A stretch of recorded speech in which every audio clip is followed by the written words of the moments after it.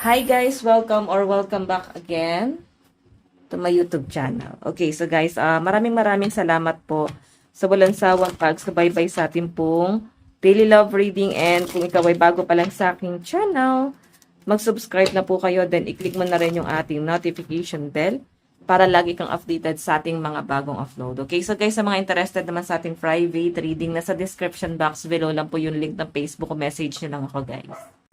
Okay. Kanina po itong love reading spirit guide.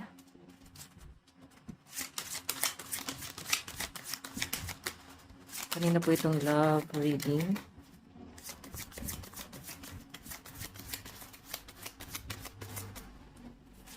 Meron tayong the sun. Mukhang sakit na ng ulo mo tong taong to. Mukhang di na kayo nagkakaintindihan. Nakikita ko guys na parang, ayun nga, parang ginagawa niya na lang yung mga bagay na gusto niya. And, nahihirapan ka nang i-work out itong relationship na to. Or, nahihirapan ka na magstay dito. Kasi parang, nakikita mo yung person mo, masaya naman siya. Masaya siya sa ginagawa niya na hindi niya man lang guys kino-consider kung ano yung talagang kailangan niyang i-prioritize, no? Na parang hindi niya man lang masyadong nare-recognize ano yung responsibilidad niya. So, siguro, nasa-set aside niya yung mga plano niyo and nakapokus siya sa happy-happy, no? Pwede may mga bisyo tong person mo, may pinagkakaabalahan, may iba siyang pinagugugulan ng panahon at oras, guys, eh. Yan yung nakikita ko sa person niya dito. And again, naguguluhan ka, masyado mo siyang pinagtatakpan sa pamilya mo, sinasabi mo na okay lang, responsible naman. So, baka hindi mo guys alam na masyado mo nang natotolerate yung pagkakamali ng person mo. Baka hindi ka lang aware doon. Okay? So, dapat guys, alam nyo, ano yung pagkakamali ng person mo at kailangan itama yon. Hindi siya dapat guys tinotolerate. Baluktot na nga yung katwiran niya. Kagaya niyan, mukhang masaya siya. Though wala naman guys masama sa pagiging masaya. Pero kasi yung pagiging masaya niya guys ay nalilibang na siya. Okay, pwedeng napupunta na siya guys sa mali, namimihasa na, sumosobra na. Parang okay lang magpaka-happy-happy pero may hindi na talaga tama. So again, tignan pa natin. Additional message.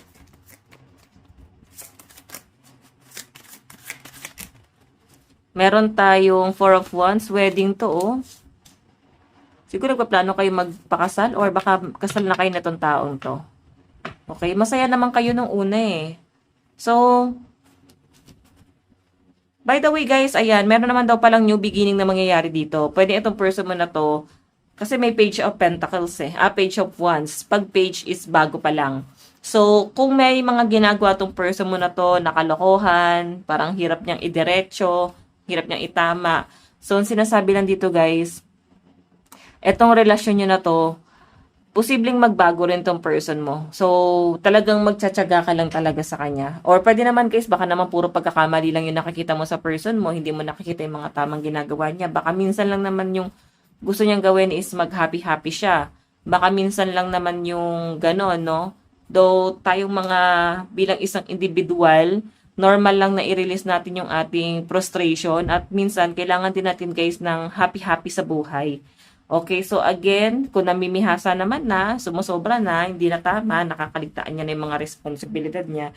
So, siguro doon na kayo guys mag-voice out doon sa person mo. Okay, so again, tingnan pa natin. Additional message.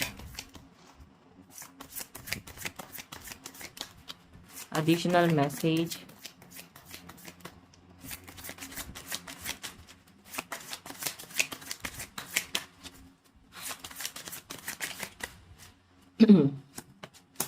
Meron tayong 7 of Cups. Oh. Ngayon guys, nagkakaroon na siya ng mga plano, oh. Nagiging responsible naman pala to, eh. Pero, minsan talaga, pag mga mali yung nasasamahan niya, talagang lumilihis na naman siya ng landas. Then ikaw, hindi mo nakakalimutan yung mga kasalanan niya dati. Na parang kung gusto niya talagang i-work out etong relationship niyo guys, kailangan niyo na tong kalimutan. Huwag niyo na to guys i-open up pa. Okay, huwag niyo na tong Parang pag-usapan pa, pagtalunan pa, wala na tayong magagawa, nangyari na. Ngayon, ang kailangan mong pagtuunan ng pansin is kung may pagbabago na bang nangyayari sa person mo. Ngayon, kung hindi nagbabago, sabihin, wala talaga natutunan. Pero sa nakikita ko guys, mukhang nagbabago na tong person mo. Kasi tignan mo nakapokus na siya doon sa mga pangarap niyong dalawa. Okay? Naguguluhan lang siya dito no kung saan siya magsisimula kasi ang dami niyang plano, ang daming opportunity na pwede niyang i-grab. Okay, so again, tingnan pa natin.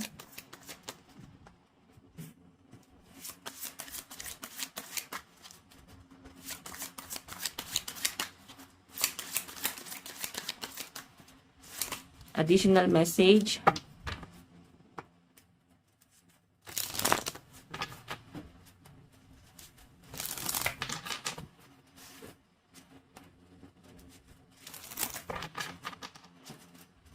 Additional message.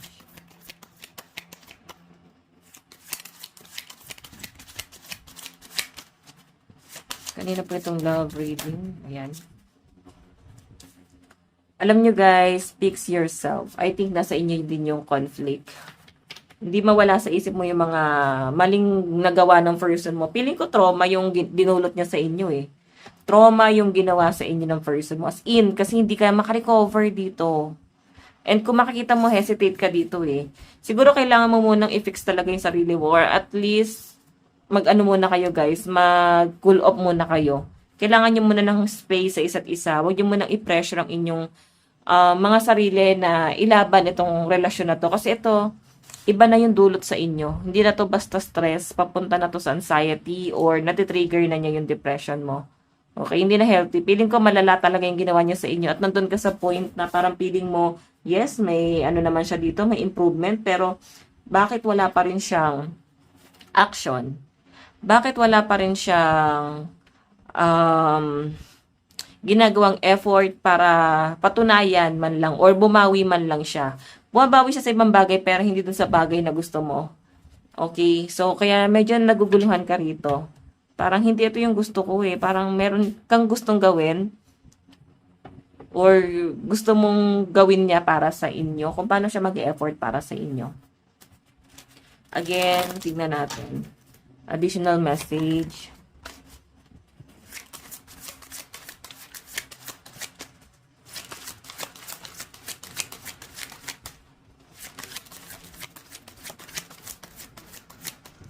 Okay. Spirit guide. Meron tayong The High Priestess. Pakiramdaman kayo ngayon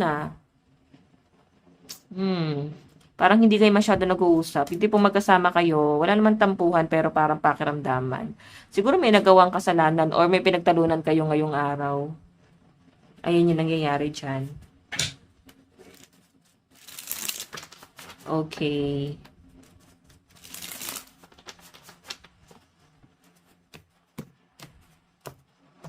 Okay. Additional message.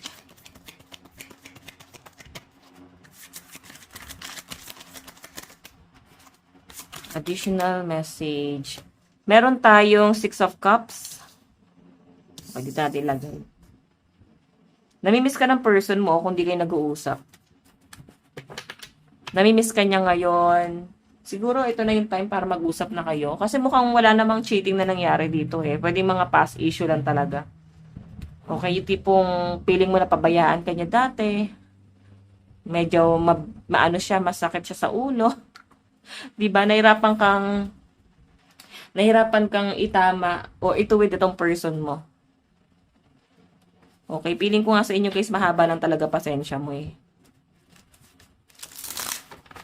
Again.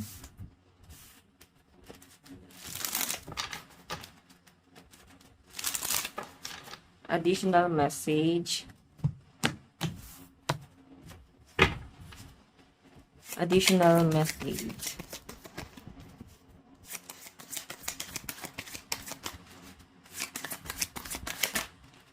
Meron tayong 4 of Pentacles. Oo. Kinikip ka pa rin ng person mo. Kumbaga, kahit nagtatalo kayo, kahit nagkakaganito yung sitwasyon nyo, guys, nandun pa rin siya sa point na hindi kanya talaga kayang i-let go. Okay, mahal na mahal ka ng person mo. So, may mga scenario lang na parang hindi mo maramdaman yung pagmamahal niya, yung existence niya. Ganon. So, again,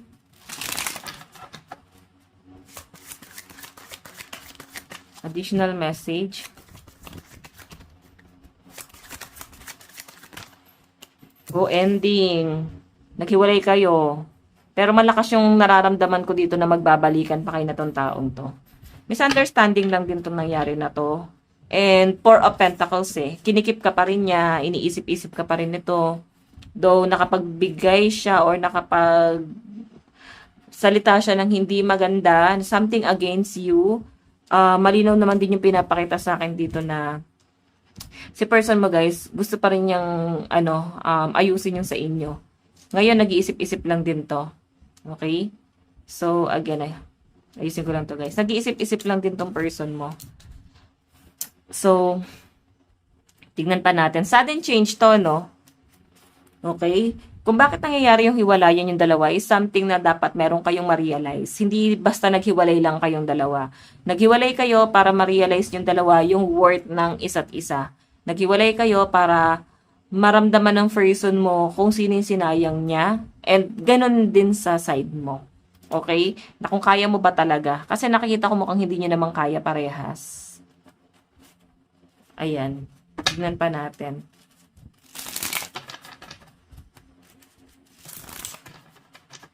Additional message.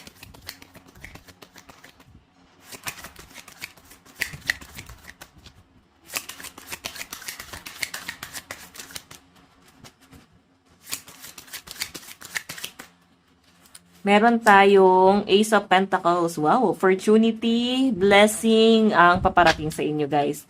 Kailangan nyo lang, guys, ito pag-usapan, no? Kayo ng person mo, may nakikita akong plano dito about sa future niyo. Kumbaga, may magandang para may breakthrough, ganon yung atake dito. Okay? So, kailangan nyo lang, guys, talaga mapagdaanan tong struggle na to. Kailangan nyo lang, guys, na mahirapan or kagaya na to, naghihiwalay kayong dalawa. Nangyayari siya kasi may calling palang paparating dito. Okay? Ace of Pentacles, so once na mag-comeback kayo, pwedeng matagal-tagal pa or pwedeng ngayon. Hindi siya, guys, ganun kabilis yung blessing. Pero ang sinasabi dyan, may blessing na paparating sa inyong dalawa. Okay? Ma-overcome nyo tong dalawa. Okay? May breakthrough na mangyayari. Ace of Pentacles. Again.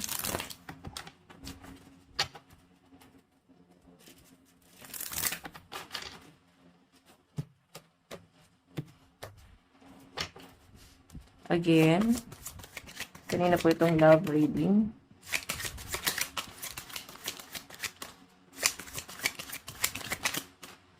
Meron tayong The Hangman.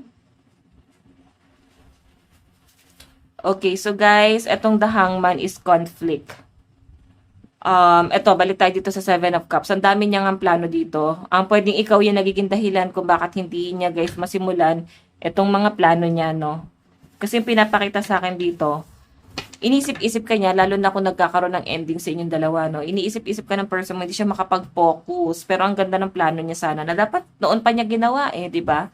Pero dahil nga masyadong komplikado yun sa inyo, siguro iniisip niya na kailangan niya munang mag-focus sa inyo, hindi siya makapag-move forward, no?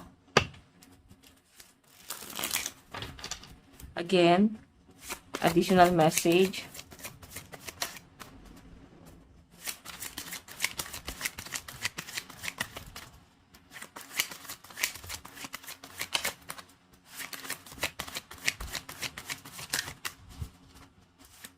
Additional message.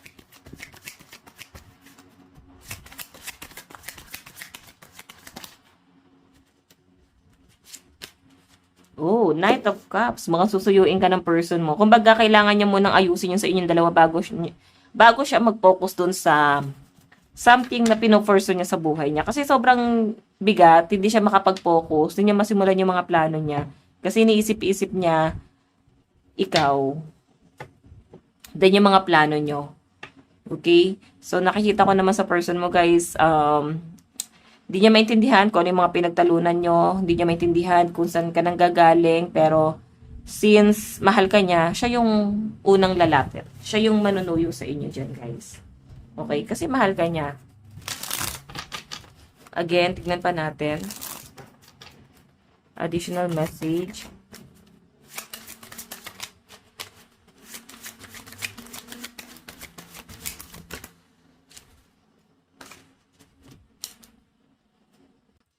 Tignan mo, oh, nilook forward niya pa rin talaga yung family niya. Willing naman siyang buuin. Yun nga lang kasi, hindi na mawala sa sistema mo yung mga kasalanan niya. Kung kasalanan nga ba yung tingin mo doon. Okay? So, pag stress kasi ang isang tao, guys, kailangan talaga natin minsan ng ano sa buhay, happening, 'di ba? Wag tayo masyadong magpakalugmok sa kakatrabaho. Focus din tayo, guys, sa ibang bagay, okay? So, by the way, tignan pa natin, guys. Okay. Additional message. Spirit guide.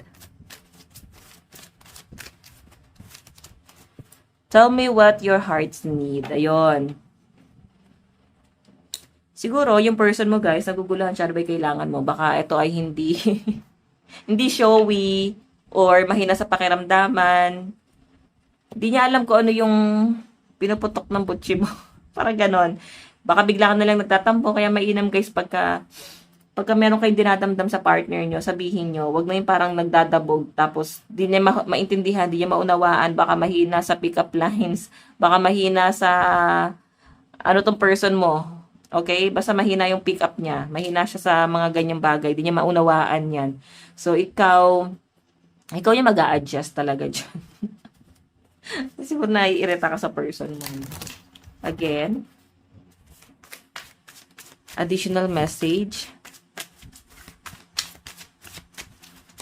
Meron tayong I feel alone even when we're together. Ay no, pagkasama ka niya para ka lang hangin, di ka niya maramdaman, di ka nagsasalita, di ka nagpaparamdam. So pwede, guys, kayo ay magkasama sa bahay. Live-in kayo or magjowa pa rin kayo. Mag-asawa pa rin kayo. Pero wala talagang pakiramdaman, parang mga hangin lang. Pahaging-haging lang. Parang ganun yung datingan eh. So di ka niya ma-feel, parang feeling niya mag-isa lang siya. Okay. Tignan natin additional message. Meron tayong, I question if I'm what you need. Ayan, oh. Natanong niya yung sarili niya. Puro yung kailangan mo. Hindi talaga siya, guys, nakaka-pick up, no? Hindi niya talaga alam or mag-gets ano ba talaga yung mga kailangan nitong taong to. Ganon talaga yung nakikita ko sa kanya. Ito, tinatanong niya rin dito, ano ba kailangan mo? Ano bang problema? Ano ba dapat natin gawin?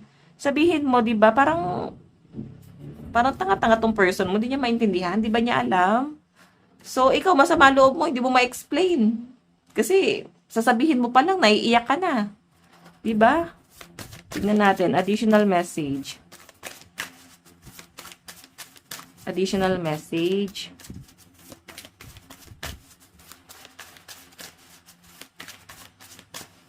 Meron tayong with you, I feel protected and cherished.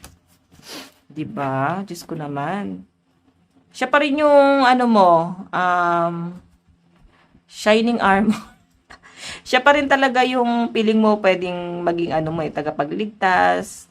Pag mahina ka, siya yung nagiging lakas mo. Ganon din naman yung nafe-feel niya. Pag napanghihinaan siya ng loob, ang dating sa kanya, ikaw yung nagiging lakas, ikaw yung sa kanya, nagbi-build sa kanya. Same kayo, guys, no? So, ngayon, dahil nga parehas kayong hangin, ngayon, siguro misunderstanding, maayos niyo pa to. Mapag-uusapan niyo to. Ayan, o baka red days, ha? Uso na pala. Baka red days kasi, guys. Ayan, o, pabago-bago. My love is constant through high and lows. So, kung ikaw lalaki, unawaan niyo na, guys, yung partner niyo, ha? Pero kung babae ka, guys, naku, kahirap kasi, guys, parang nababago kasi ang hormones ng babae pagka may menstruation, sa totoo lang, no? So, by the way, titignan natin yung energy ng person mo. Tabi ko lang to, guys.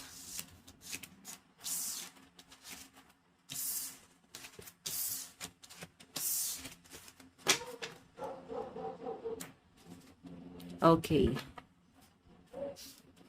Ano yung nararamdaman ng person mo?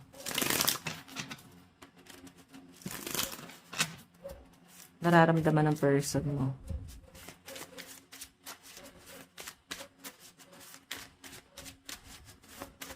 Nararamdaman. 9 of Wands, sinisto ka niya, in-unfriend mo siguro. O baka friend pa rin kayo. Social media mo to, oh. So, nakatingin sa mga parinig mo, sa mga drama mo sa social media, or baka bigla mong blinak, in-unfriend. Ano ba? Di ka niya makontak. Pwedeng blinak mo sa lahat. Grabe ba yung gigil? Okay. Tignan pa natin. Nararamdaman sa inyo ng person mo. Grabe, tampururot lang to guys, no? Ma-overcome nyo din to guys. Tiwala lang. King of Wands. So, ubos na yung talino ng person mo, pati pasensya. Nakikita ko sa kanya, paano ko ba pagpapasensyahan tong taong to? Ay, paano ba? Parang gano'n yung dating sa kanya. Matalino naman si person mo kasi King of Swords, guys. Matalino to eh. Logical tong tao. Pero hindi siya guys showy, no? Kumbaga tahimik lang, titignan ka lang niya, papakiramdaman ka lang niya. So, yung nakikita ko dito. Additional message. Meron tayong 8 of Pentacles. Ay, nakatanaw lang siya sa paglayo mo dyan unti-unti. Kumbaga, hindi kanya pinigilan talaga, no? Kung yung gusto mong gawin, naglayas ka, umalis ka, bigla mo siyang blinak. Pinagmamastan niya lang yung ginagawa mo. Yun yung nakikita ko sa person mo. 8 of Pentacles eh. So, nararamdaman niya sa inyo, guys. Ini-stalk ka niya, pinagmamasdan ka lang niya ngayon. Ano na ba yung ganap sa inyo? Ano na ba yung galaw mo? Okay, parang hinahayaan ka niya sa tantrums mo. Hinahayaan ka lang sa amats mo, no? Hinahayaan ka ng person mo kung ano tong nangyayari sa inyo. So, parang ikaw nagdadrama, mukhang seryoso ka na, tapos yung person mo mukhang natutuwa pa sa malayo. No? Mapang-asar ba si person? Parang mapang-asar eh. Okay. Tingnan natin. Paano kanya nakikita ngayon? Paano ka nakikita ni person ngayon? Paano ka nakikita ng person mo ngayon? Meron tayong The Hermit. Nananahimik ka. Alam niya na parang ini-stalk mo rin siya, nag-aantay ka rin sa kanya. Hermit ka eh. So, nakikita ka niya na someone na nasa hermit mode. Nag-iisip, nananahimik, nagninilay-nilay. May mga pinagninilay-nilayan ka daw. Yan yung nakikita ko sa kanya. So, by the way, tignan pa natin.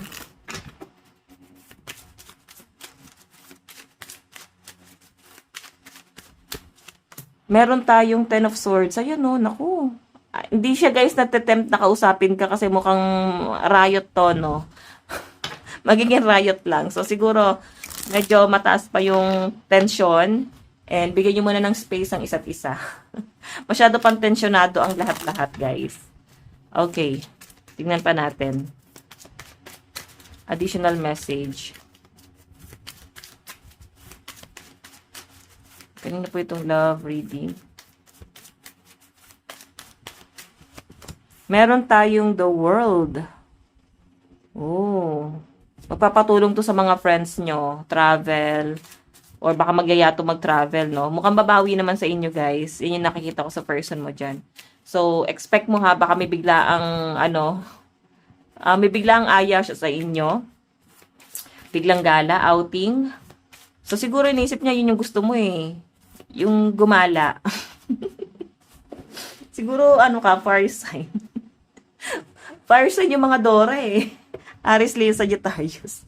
Sila yung mga mahilig gumala eh, di ba? So, kung ikaw naman ay nasa ibang element, water, earth, or air, ibig sabihin, pwedeng malakas ang inyong fire sign sa chart nyo. Okay?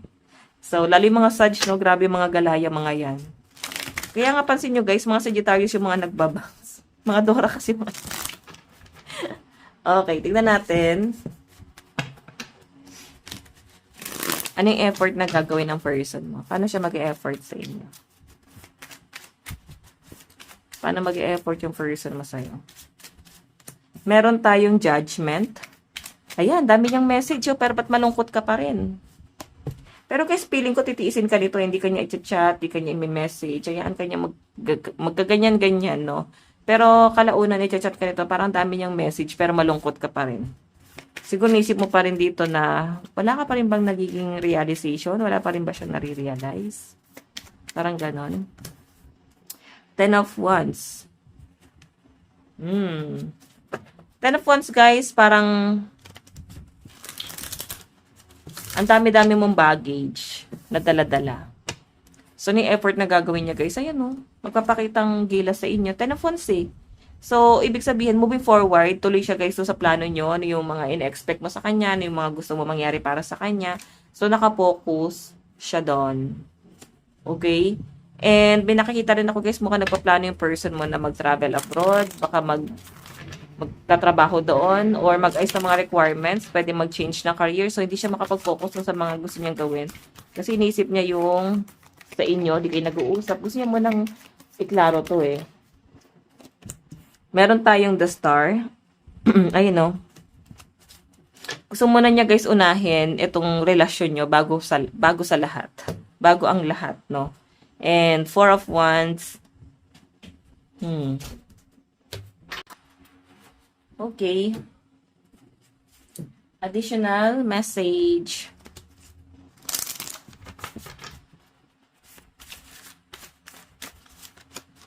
Still listening. So, alam nyo guys, ayan, kausapin mo na yung person mo kasi sabi niya dito makikinig siya sa inyo.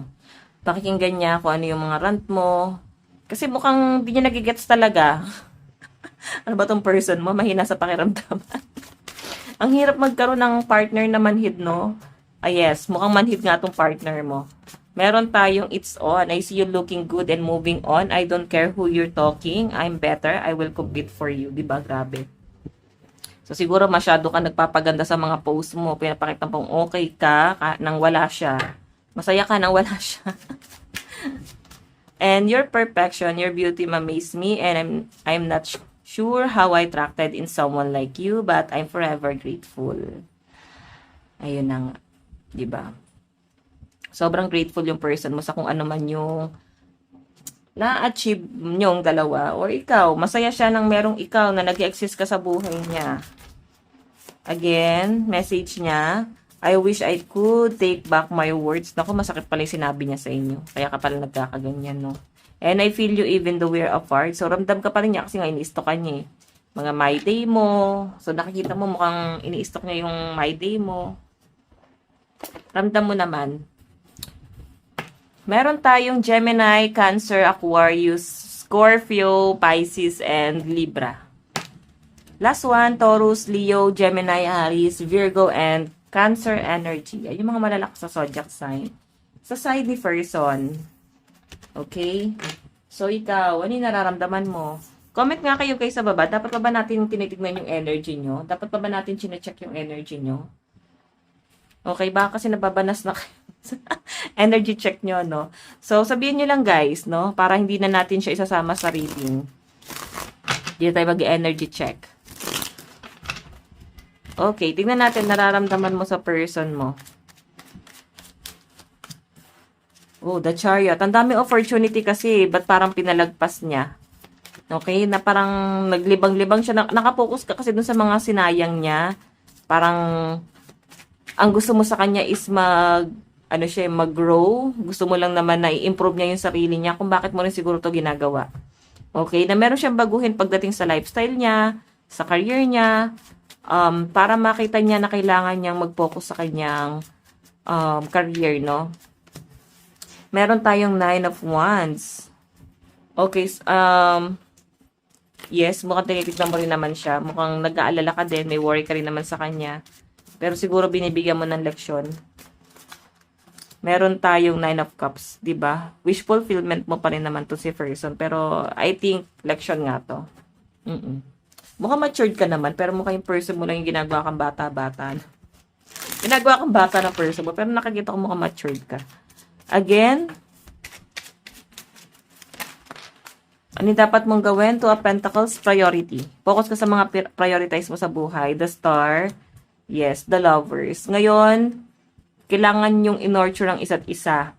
Then, pag nakikita mong hindi naman niya ginagawa yon, ano pang worth, no? Ano pang dahilan para magstay? Nag-aaksaya ka ng panahon. Tinotolerate mo yung person mo. Kasi talagang wala siyang gustong subukan. Ganon. Ganon yung nakikita ko dyan. Again, meron tayong Capricorn sa side mo. Leo, Taurus, Pisces, Gemini, Aries. Libra, Aquarius, Scorpio, Cancer, Virgo, and Sagittarius energy. So, yan guys, yung malalakas sa zodiac sign sa side mo. Again guys, maraming salamat. God bless and love you all. Bye-bye.